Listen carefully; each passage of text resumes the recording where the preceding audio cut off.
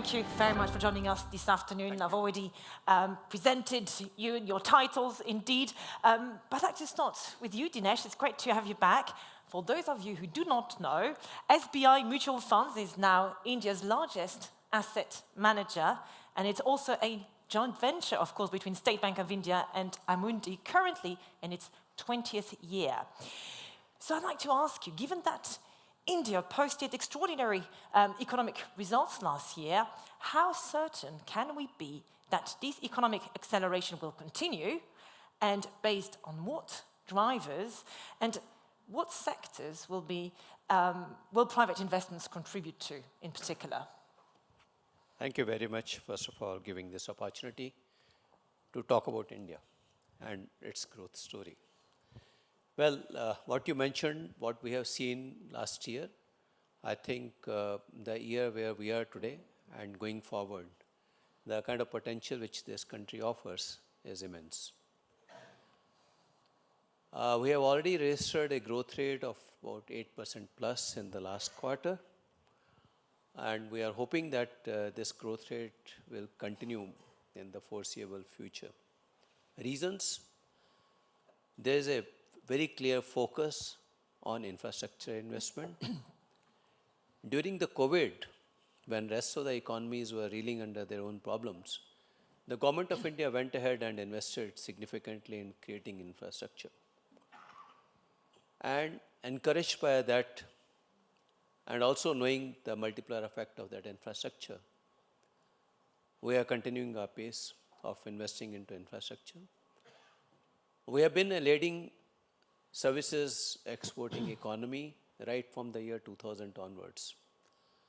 Now, post-COVID, when China Plus One was being talked about, we thought in terms of latching up the opportunity and started investing significantly for manufacturing.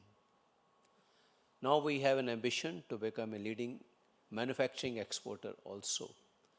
For the year 2030, we have thought in terms of at least 1 trillion worth of services exports and 1 trillion worth of manufacturing exports. We were very much part of the auto OEM as far as the global supply chains were concerned. But we missed out when it comes to white goods and engineering goods. Now our focus is very clearly in terms of white good, engineering goods, semiconductors, high technology industries, because we have very good infrastructure in terms of the skilled manpower, which can be deployed for creating significant value. That is the reason why we are quite confident we have got the ability to grow at 8%, at least for a foreseeable future. If I may say so, my confidence goes at least for minimum 10 years, as of now, but maybe it might, the number of years might go on. Well, thank you very much. Mohandas Pai, as we've just heard from Dinesh, the competition around strategically relevant sectors is a global one. The IMF believes that AI's negative impact will initially hit advanced economies more, as labor displacement. However, emerging economies are less equipped to seize AI's medium-term benefits. We're facing a conundrum here, really. So where is India in terms of technological transition and independence? What's the strategy going forward? And how do you think AI will affect India? Well, India is a global leader in the digital revolution. In the next 5 years, driven by AI, quantum computing, robotics, and hyper-cloud, we're going to see change at an unprecedented scale. Now, India is the third largest digital power in the world after the United States and China. Now, in terms of human capital, India has 7.5 million people working in the digital economy. India exports $200 billion of software. 60% of global outsourcing comes to India. All the major US corporations have the engineering center in India. Bangalore, my city, has 2.3 million people working in technology with 60,000 IT companies, 20,000 startups, 45 unicorns, much more than California. So what you see Apple doing, what you see others doing is happening in India today. And we have created platforms called the digital public infrastructure by which we can transfer money from one mobile phone to another in just about 15 seconds for almost no cost. 42% of digital payments globally happen in India today, much more than any country. $250 billion move every single month. Last year, we had 100 billion transactions. We have something called Aadhaar, under which 1.3 billion people have a number, eKYC, digital locker. So we are a digital superpower in the country, and we have created platforms which are a public good. That's our offering to the world. And all this is not captured by digital global monopolies like, the three big companies which are global monopolies. They're all public assets to be used. And we have a vibrant startup sector, 139,000 startups, 115 unicorns, third largest in the world. And we have created value of $550 billion. And by 2026, we should have value of $1.5 trillion with 250 unicorns. The upsurge you see in the digital world in India has happened over the last 30 years. For example, in the semiconductor industry, my city of Bangalore had 350,000 people working in chip design, chip testing, and embedded software, more than any city in the world. So we see this change happening, and India is going to be the global leader. We don't have enough capital for investment. For example, in the last 10 years, China invested $835 billion in technology and startups, United States $2.3 trillion, India only did $145 billion. And Mr. Khara's bank, the State Bank of India, which is 250 years old, has 93% of its transactions done digitally, which is an incredible number for a bank which is so large with $800 billion of assets, with maybe 650 million bank accounts, 14,000 transactions per second. I mean, what you're seeing in the digital world is that India is going to be a leading power, and I think we are not concerned about whether India is going to be left behind. I think the key is how India is going to lead. We are 2 years behind the Silicon Valley in the sophistication of technology because our public universities don't have enough capital to invest. So in the free world, the United States and India are bound at the hips. US has about 10 million people working in technology globally, out of which 4 million are Indians, 3 million in India, 1 million in the United States. 25 of the largest, the largest 50 technology companies in the US, 25 have Indian CEOs. Well, thank you very much. Very impressive figures, I must admit. Clearly, India is well positioned in this tech race. Thank you very much. I'm going to turn to you now, Navdeep Suri.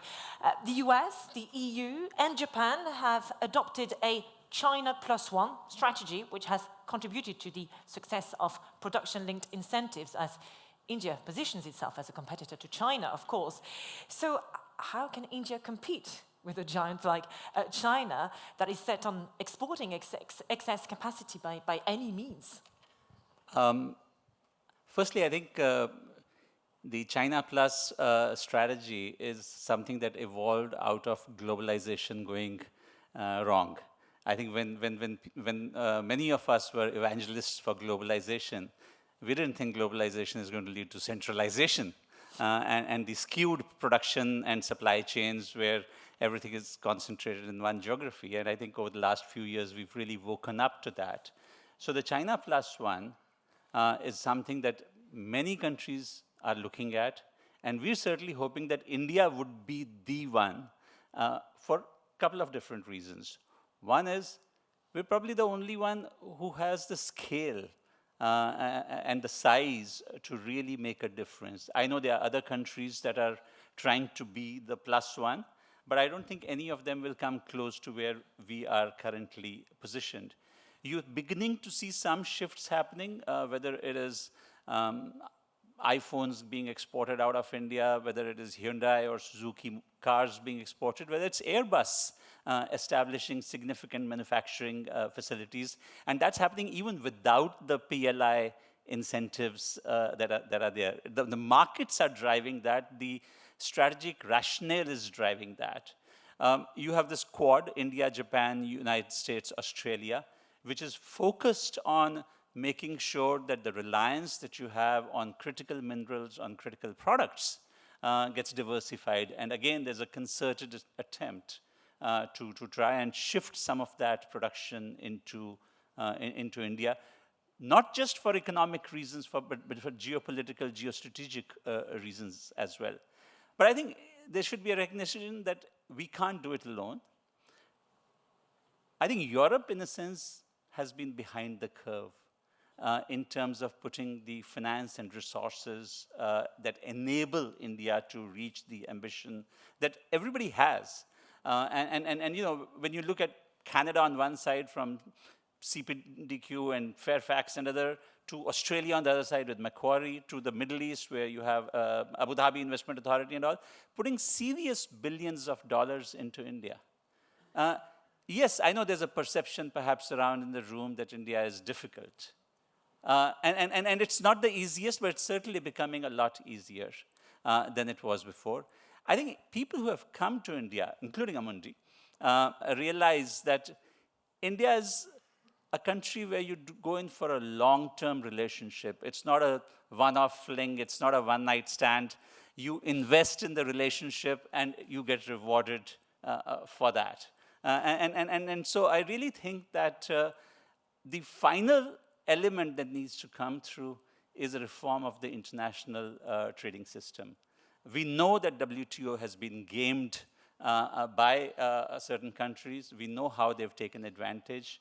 And I think it's really a crying need that we need to fix the global trading system rather than resort to the kind of economic nationalism that we are seeing rise across Europe, India, United States. Rising tariff barriers are going to leave everybody poorer. And I really don't think that's going to fix anything for the long run. Dinesh, talking of reforms, the pace of reforms in India is also critical to its economic future, and especially to unlock productivity and make growth even more sustainable. And what's going to determine the pace of reforms, of course, is politics. And India has just held elections. So well, in fact, what would you say are the most important reforms that India must undertake right now? And could you rank them in order of priorities? Sure. Thank you. Well, of course, when it comes to reforms, one, of course, India has become a digital economy, so we are trying to strengthen the digital infrastructure. So telecom reforms relating to 5G, etc., they are something this is on the card, and I'm sure it will happen because when we are going to embrace AI, etc., and also we will need faster and faster computing. For that, this is something which is going to happen. The second important reform is relating to the power sector. We are now embarking upon a green power. That is something which is being adopted in a significant way. Solar is becoming a reality. Now it is an effort that we should have the solar in every household. That is a kind of an effort. There are twofold benefit of this. One, of course, we will be more compliant to ESG, and secondly, of course, it will help us in addressing our issues relating to import of the crude oil, so which is actually a major drain for us when it comes to our forex resources are concerned. Actually, if you really look at it, it will give a lot of stability to our currency also. With the export and the manufacturing happening, our currency will actually start strengthening, if at all we achieve this, and the pace at which it is going. So this is the other sector of reform which I feel. And the third reform which I feel is in terms of the financial sector. Wherever there is a need for making it more resilient, that is something which will be addressed. And I'm quite confident that in the current regime of the present government, we'll actually get to see these reforms happening. And the last one, of course, is relating to the digitization of the court mechanism. That is something which I believe will restore a lot of confidence in terms of the enforceability of the contract, which I believe is very essential for an economy of our size and the pace at which we intend to grow. Thank you very much, Dinesh. What has been and will remain critical for the future of India and its success is education. And I'm turning to you, Mohandas Pai, because you are also the chairman of an institution of higher learning. So can you tell us about the role education will play in, well, accelerating this tech transition? You see, India's challenge is scale at an unprecedented level. We have about 43 million young people in college. We graduate 10 million people every year. Only 28% of our young people in the age group of 18 to 23 go to college, growing at 3.6% a year. In maybe 5-6 years, We'll have about 75 million people in college. There's no country like that except China. We overtaken China in the number of young people in college, and we got a long way to go. And women graduate more than men in India. Women make up 38% of the workforce in technology for India. And we have about 1,200 universities in the country. It's a huge, huge number. And the top 20% are pretty good.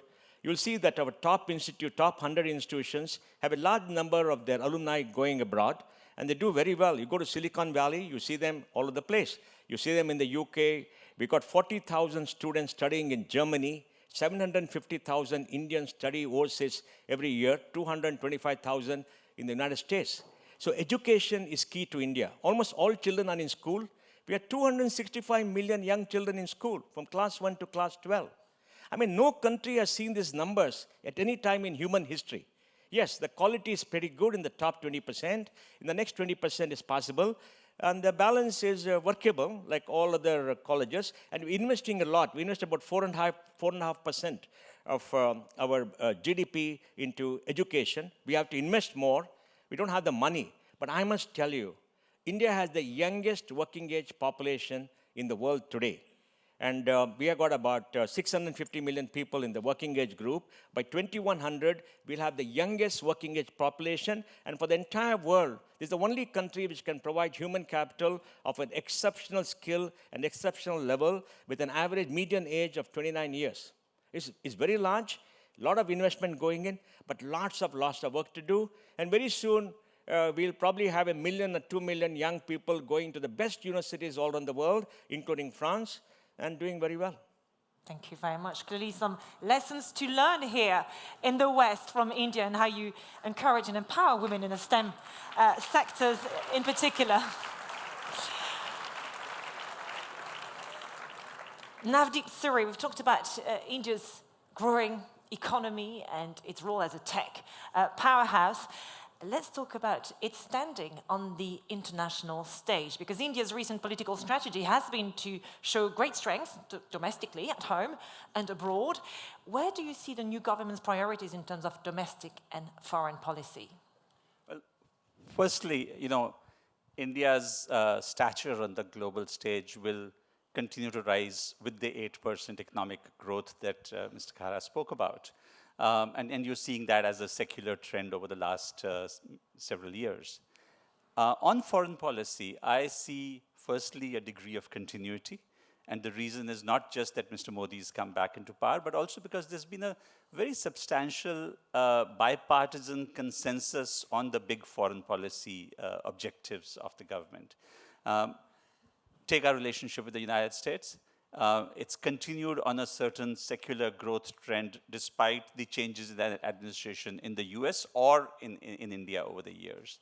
Take our relations with France or with Europe or with Japan, and you see the similar trends continue. We will continue also to have a headache as far as China is concerned.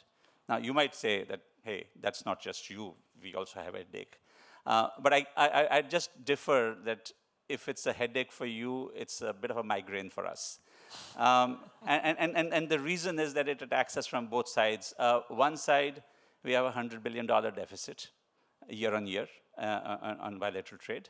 And on the second side, we have a 3,500 kilometer border, 3,500 kilometers. And we thought only a small section on the western side was disputed. We suddenly get told that there are eastern sectors of the border also being disputed. Places that were not even contested are being given Chinese names. So I think managing this relationship, managing this huge economic relationship that we have with the strained political relationship that we have is going to be a significant foreign policy challenge. Few years back, you might have said, what about Pakistan? I think frankly, over the last few years, Pakistan has diminished itself into irrelevance. So it's no longer the kind of challenge that it used to be. Thirdly, India will continue to maintain a balancing role. You have the Prime Minister coming for the G7 summit. Next month, he will also go for the Shanghai Cooperation Organization summit. You will see us negotiating an FTA with Europe. You will also see us actively involved in the BRICS expanded BRICS Plus arrangement. And that's because we are consciously advocating for a multipolar system. And finally, I think until the global multilateral system fixes itself in terms of a more representative UN Security Council, in terms of a more representative WTO, etc., you will see this tendency of India participating actively in minilateral arrangements. I mentioned the Quad. Take our case with France. We have an India, France, Australia trilateral. We have an India, France, UAE trilateral. These are groupings of like-minded countries that are coming together for specific objectives on which they converge. And you will see India's voice being heard loud and clear on issues ranging from climate justice to the change in the multilateral system. You will see an India which has a much larger presence on the global stage. Thank you very much. Frustratingly, I cannot give you any more time. I'm sorry, we've run out already. But what great pleasure and joy to have you here and hear so much about India's future. Fantastic to have you here with us today. Thank you so much.